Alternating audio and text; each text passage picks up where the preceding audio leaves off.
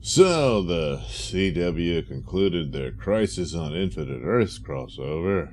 Yeah. They merged their CW version of the DC characters into one Earth and acknowledged that there are still other Earths in a multiverse and all that stuff, and that's all well and good, I suppose. And but it should make the next crossover a lot easier since they're all in the same world, you know. But what would the next one be? Yeah, because even though the crisis is over, the show must go on somehow, some way. So apparently the rumor is Greg Berlanti wants to do a version of 52. No, not the new 52, at least not yet. But this was the year-long mini-series. It was 52 issues because it was a weekly, and of course there are 52 weeks in a year. So after Infinite Crisis, which was put up as a sequel to the original Crisis on Infinite Earth series, they followed that up with a mini-series where the rest of the titles had jumped a year forward after that event. But the 52 series told you what happened in the year that everyone sort of lost, where Superman, Batman, and Wonder Woman took a vacation, a year-long vacation after the events of that series. Actually, Superman was quite depowered, I believe, and he had to recharge his batteries, what have you. And so they were kind of out of action, and so this it focused on other characters. So anyway, the rumor comes from Mikey Sutton over at the Geekosity Facebook group, and he posted that Greg Berlanti is about to stack the deck. After the nostalgic spice and emotional highs, of Crisis on Infinite Earths, there are discussions to bring 52 to the small screen for a potential CW crossover. And then he goes, for those who are not familiar with 52, it was a sprawling 52-issue 2006 weekly limited series co-written by Jeff Johns, Grant Morrison, Mark Waid, and Greg Rucka. Ambitious in scope, it helped inspire a line-wide makeover of the DC Universe a year later. As with Crisis, 52 will be tweaked for budgetary and continuity reasons. I can imagine. I mean, because obviously, and you knew going in that the Crisis on Infinite Earths couldn't possibly, copy entirely the scope of the original series. And it really didn't. I mean, the Monitor was there, and that's about it, It was not quite the same thing, but the basic idea and plot was there. They'll tweak it and whatnot. So it's a lot of this I'm not expecting. So it goes on having to fit with the current landscape of the television Arrowverse, which I guess technically really isn't Arrowverse anymore. But anyway, Lex Luthor will be the primary focus, and that's probably a good idea. They got their Lex Luthor, and they can, make a story out of that doesn't necessarily have to follow every aspect of the 52 story. Giving regular folks the powers of a superhero with the Everyman Project. Yeah, that would be a good plot to use. Even with just a single show, but they could certainly make that into a crossover, which ends up with fatal results. Presumably, this will be attached to Lena Luthor's Biomax on Supergirl. From what I've been told, Black Adam won't be allowed to appear because of his upcoming cinematic franchise, but even as a 5-parter, there wouldn't be sufficient time for his story arc. However, I have learned that they would like to add Booster Gold and the Question in this adventure. It remains to be seen if this is going to be the next Arrowverse crossover, but 52 is coming. You're flying the ointment, Mikey Sutton. Yeah, well, how about that? Well, there's been rumors that Blue Beetle has been talked about for quite a long time of having a TV series. In fact, they did this little test scene of this actor, transforming. It would obviously be the Jaime Reyes version. As far as Ted Kord and all that, no matter how popular he was at the time, the rules. So it would be Jaime. Maybe they would acknowledge Ted Kord, maybe even Dan Garrett and all that sort of stuff. But Jaime Reyes would be the main focus for a TV series. And so sooner or later, I imagine that would happen. For a while, I thought they might put it on the DC Plus. I mean, the DC Plus.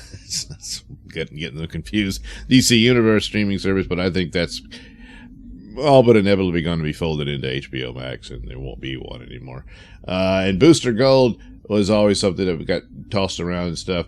The dynamic, maybe they could kind of fix it for the TV series to where, it's Booster Gold and Jaime Reyes, and that'll be the way they'll handle that. But that's not quite the same as it was between him and Ted Kord, and all that, because Jaime Reyes is a teenager and Booster Gold's adult, and it's a different dynamic. But I suppose they'll try to shoehorn that in. As for Black Adam, I suppose they could have done it, but it would have been really shrunken and kind of become silly. I'm kind of hoping they just don't. Even though with their new rules and acknowledging the multiverse and stuff, I mean, there's no way they're going to have Dwayne Johnson show up on set like Ezra Miller did. I just don't think that would happen. And even if it did, it would just be this sort of, hey, look, it's me, and then he's gone.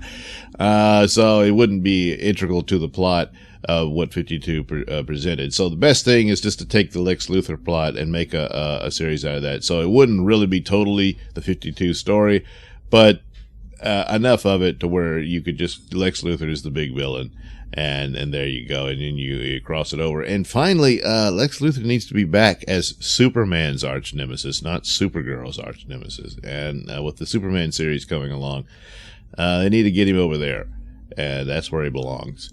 And maybe certainly could have more of Superman taking him on than this business of Supergirl. Supergirl has had decades of her own comic. I mean, several different versions of her comic book series. They should have adapted a lot of that, and instead of just this constant fixation on dropping female characters into male stories. It's bizarre, but anyway. I think it's too late for Supergirl anyway. So that could work, but it's CW. So will they do it the way they should? I don't know. The crossovers are always awful, even worse than the regular shows. But the question might actually come into this, and that's another one they mentioned. Oh, I said Blue Beetle. Yeah. Blue Beetle has been rumored, but this post actually says the question would be in the video. Now, the question played prominently in the 52 series and ultimately died. Spoiler. But maybe that's what they'll do. Yeah, they'll have the question be in this, and then he'll die, and then Renee Montoya will be introduced as the new question and will be featured in the Batwoman series. Also of note, the 52 story introduced the current version of Batwoman. So I imagine, yeah, God help us, Batwoman will play a prominent role in the 52 story. There you go. That's probably. I thought I had heard someone that said, we're not going to do a crossover, this year or what have you. And well, maybe they will anyway, since it's just become an expected regular thing. But the Everyman Project would be. It's a good plot and all that, but it's 52, so if there's a way to mess it up, they'll find it. That's too bad. So, but if they followed through with, like the 52 series in and of itself, then, it's possible that some of the main characters wouldn't even show up, it's like the Flash wouldn't be there, which would probably be too much to ask, since he's their most popular character. And it's just, no, you gotta have him in there. I mean, he was in the original one, but I mean, as the idea that your main stars wouldn't appear, is something they might have done. Or would do here. So I don't know. And Sue Dibney being dead and whatnot. I mean, they haven't even introduced her yet. But they do have Elongated Man, so maybe they'll introduce that through the Flash and then set that all up where she turns bad. And holy crap, they might even adapt Identity Crisis at some point, and because that's supposed to predate this. So who knows? Huh?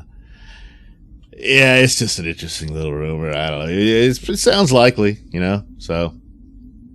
But maybe they'll shock the world and actually do something that's really cool and fascinating. Yeah, all right. So there you go, a little tidbit there. Thank you for watching and listening. Say, why not like and subscribe? And check out that link description below. That'll take you to my mini stores that have plenty of goodies for you. Yes, that's right, you. T-shirts, hats, mugs, stickers, posters, stuff like that. And you can also head over to Indie Planet and get yourself a copy of Night Knight. Yes, the Night Knight comic book based on my audio plays of the same name, but now you can see him in action in the brilliant color and the pages of his comic book. Yes, Night Knight. So head over to Indie Planet and get your copy of Night Knight today. Also, you can listen to my podcast, Mr Nailsin Show, new episodes every Saturday, over at RadioMisfits.com. That's right. Head over there and you can hear this lovely voice at your leisure. And you can also see my videos over at BitChute. Yes, that's the Mr Nailsin channel on BitChute.com.